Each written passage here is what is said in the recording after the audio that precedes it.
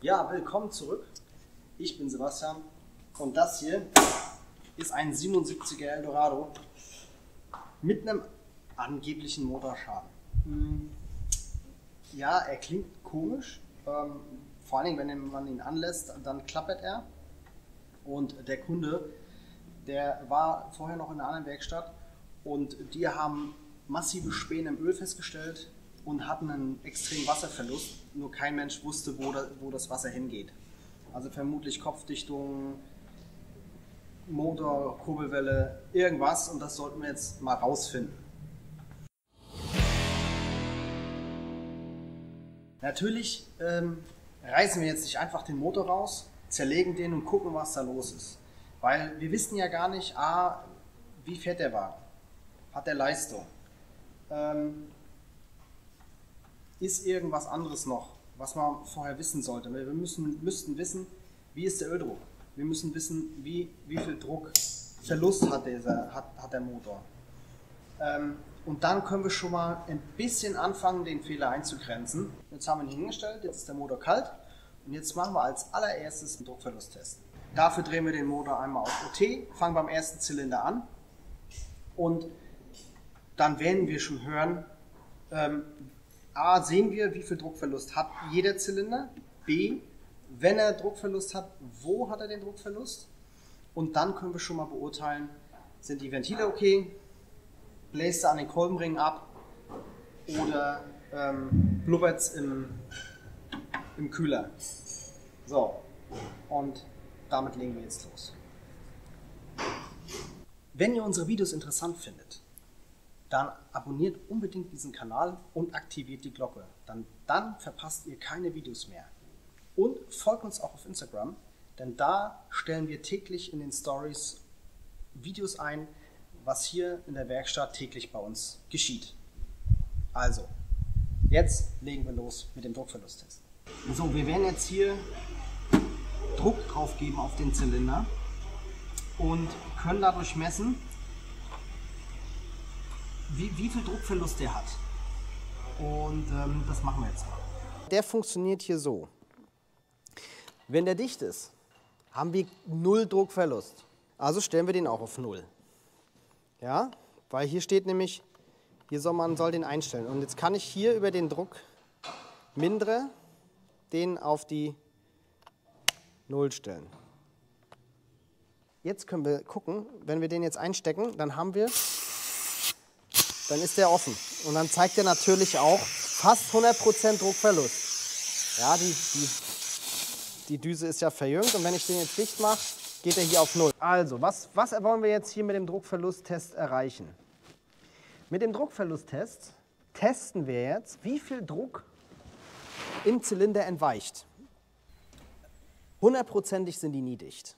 Ja, wir haben ja hier, schaut mal hier, wir haben hier eine Skala zwischen 10 und 40%.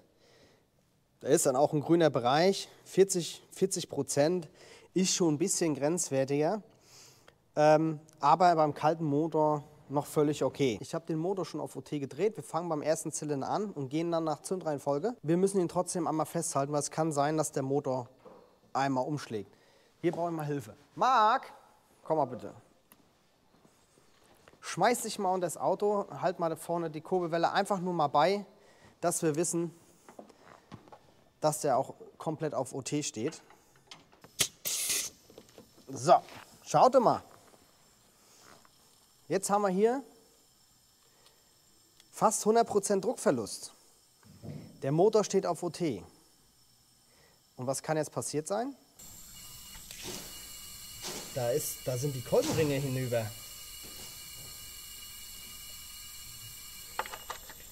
Das kann nur bedeuten, dass das ins Kurbelgehäuse drückt, die Luft.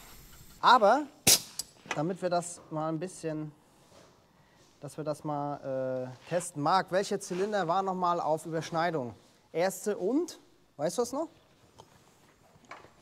Wisst ihr das? So, das muss der 6. nämlich gewesen sein. Hier ist die 6. Ja, hier haben wir, guck mal hier, auch wieder fast 100% Druckverlust. Schau mal, hier haben wir einen Luftzug und einmal am Auspuff sollte man es hören. So, wenn man die Zündreihenfolge sucht, steht die hier hinten drauf. Der hier hat jetzt 1, 5, 6, 3, 4, 2, 7, 8. Der nächste wäre dann die 5. So, Achtung, halt mal da deinen... Ja, schaut mal hier. Das sieht doch schön aus, oder? Fast so, ja, so 35, 32%. 33% Druckverlust. Das ist okay. Das ist super. Also dieser Zylinder ist in Ordnung. 6 ist jetzt dran. Dreh mal. Oh, wow. Der ist gut. Guck mal hier. 10%. So, direkt den nächsten. 1, 5, 6, die Nummer 3. Und wieder rüber. Und wenn ihr wissen wollt, warum wir keine Bühne benutzen, ist es keine frei. Deswegen muss der Marc hier auf dem Boden liegen und auf dem Boden arbeiten. Ja, auch 32%. Das ist gut. Also haben wir jetzt nur einen Zylinder bisher schlecht gehabt. Und das war der erste. Vermutlich ist da auch unser Problem. A, warum er klappert. Könnte auch in der Kurbel liegen. Aber vielleicht hängt das miteinander zusammen. Wir werden es rausfinden. 1, 5, 6, 3, 4, glaube ich. Ja, 4. Ah, guck mal hier. Genau an der Grenze. 40% Druckverlust. Und jetzt sollte man schon mal gucken. Die anderen waren dicht. Wo haben wir hier? Guck hier. Da. Kurbelgehäuse. Also Kolbenringe. 1 und 4 hat ein Problem. So, 4, was war denn das noch? Dann 4, 2. Der hier.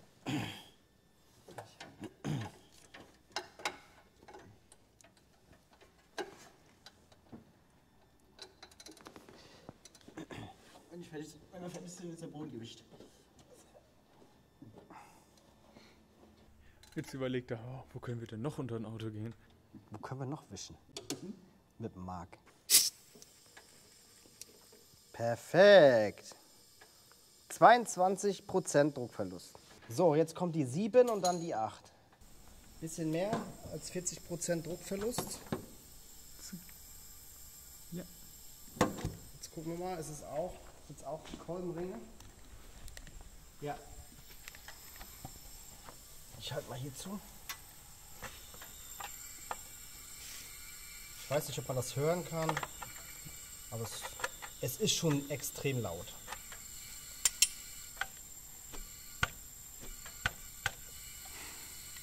Auch der 7. Zylinder ist nicht mehr ganz so optimal. Und jetzt gilt es dann halt rauszufinden, der Motor muss raus und zerlegt werden. Jetzt halt rauszufinden, sind es die Kolben, die verschlissen sind, sind es die Zylinderwände, die verschlissen sind, oder was ist da los? Also, ihr habt jetzt gesehen, wir haben an mehreren Zylindern einen Druckverlust. Eher selten an den Ventilen, sondern hauptsächlich im Kurbeltrieb. Das lässt schon mal vermuten, dass entweder die Kolbenringe verschlissen sind, dass die Zylinderwände verschlissen sind oder die Kolben.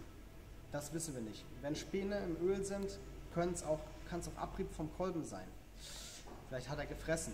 Das werden wir rausfinden, wenn wir ihn zerlegen. Aber bevor wir ihn ausbauen und zerlegen, müssen wir in jedem Fall nochmal einen Druckverlusttest machen und dafür muss der nochmal an.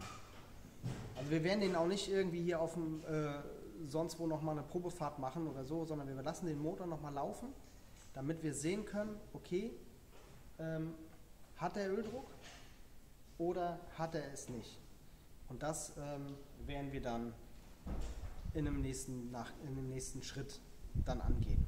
Und wenn euch das Video gefallen hat, dann lasst einen Daumen hoch da, abonniert diesen Kanal und folgt uns auf Instagram und schaltet beim nächsten Mal auch wieder ein. Wenn ihr die Glocke aktiviert, dann werdet ihr benachrichtigt, wenn das nächste Video kommt. Also bis dann, euer Sebastian.